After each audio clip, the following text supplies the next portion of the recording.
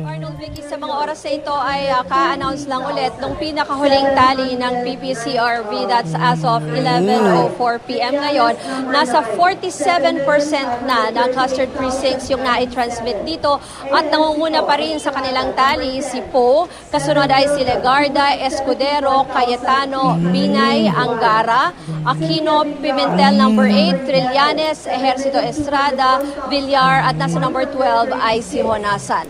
Yan muna ang latest mula dito sa PPCRV. Balik sa inyo, Vicky. Maraming salamat sa iyo, Ruth Cabal.